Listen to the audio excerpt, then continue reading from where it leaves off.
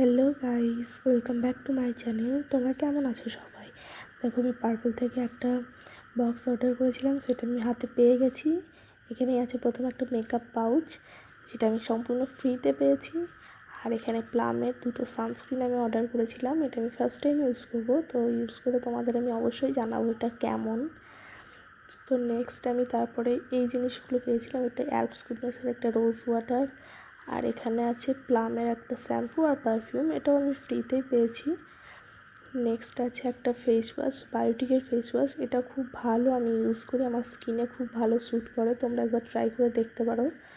Next বায়োটিকের একটা anti ageing cream, এটা আমি ফার্স্ট টাইম ইউজ করব, ইউজ করে জানাবো এটা কেমন।